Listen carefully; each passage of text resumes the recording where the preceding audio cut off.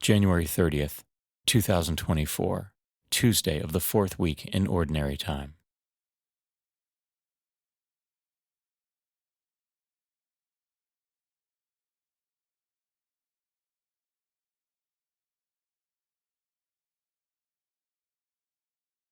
A reading from the second book of Samuel. Absalom unexpectedly came up against David's servants. He was mounted on a mule, and as the mule passed under the branches of a large terebinth, his hair caught fast in the tree. He hung between heaven and earth, while the mule he had been riding ran off. Someone saw this and reported to Joab that he had seen Absalom hanging from a terebinth. And taking 3 pikes in hand, he thrust for the heart of Absalom, still hanging from the tree alive. Now David was sitting between the 2 gates, and a lookout went up to the roof of the gate above the city wall, where he looked about and saw a man running all alone. The lookout shouted to inform the king, who said, "If he is alone, he has good news to report." The king said, "Step aside and remain in it." So he stepped aside and remained there.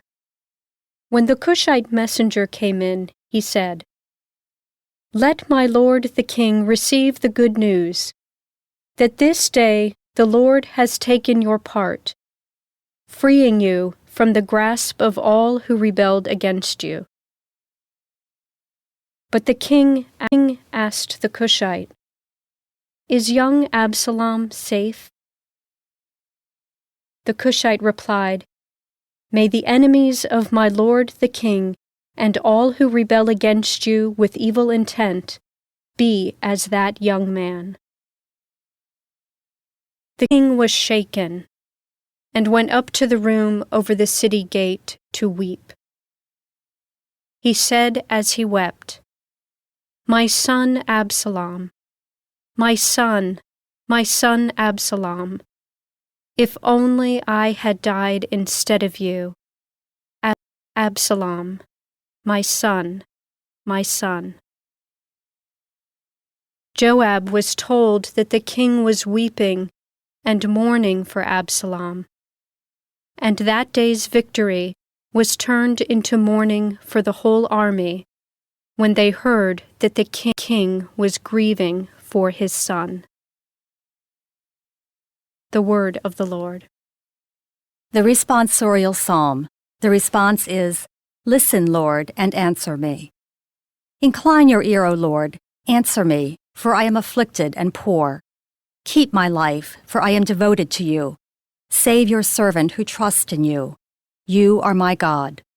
Listen, Lord, and answer me. Have mercy on me, O Lord, for to you I call all the day.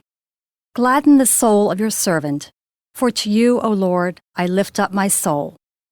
Listen, Lord, and answer me. For you, O Lord, are good and forgiving, abounding in kindness to all who call upon you.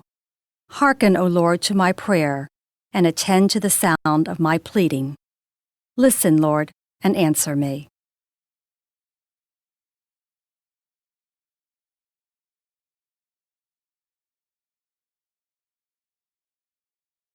A reading from the Holy Gospel according to Mark. When Jesus had crossed again in the boat to the other side, a large crowd gathered around him, and he stayed close to the sea. One of the synagogue officials named Jairus came forward, fell at his feet, and pleaded earnestly with him, saying, "My daughter is at the point of death. Please come lay your hands on her, that she may get well and live." He went off with him, and a large crowd followed him. There was a woman afflicted with hemorrhages for 12 years. She had suffered greatly at the hands of many doctors, and had spent all that she had. Yet she was not helped, but only grew worse. She had heard about Jesus and came up behind him in the crowd and touched his cloak. She said, "If I but touch his clothes, I shall be cured." Immediately her flow of blood dried up. She felt in her body that she was healed of her affliction. Jesus, aware at once that power had gone out from him, turned around in the crowd and asked, "Who has touched my clothes?" But his disciples said to him, "You see how the crowd is pressing upon you, and yet you ask, 'Who touched me?'" And he looked around to see who had done it. And the woman, realizing what had happened to her, approached in fear and trembling. She fell down before Jesus and told him the whole truth. He said to her, "Daughter, your faith has saved you. Go in peace, cured of your affliction." While he was still speaking, people from the synagogue official's house arrived and said, "Your daughter has died. Why trouble the teacher any longer?"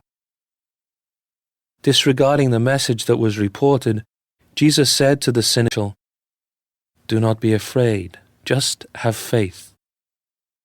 He did not allow anyone to accompany him inside except Peter, James, and John, the brother of James.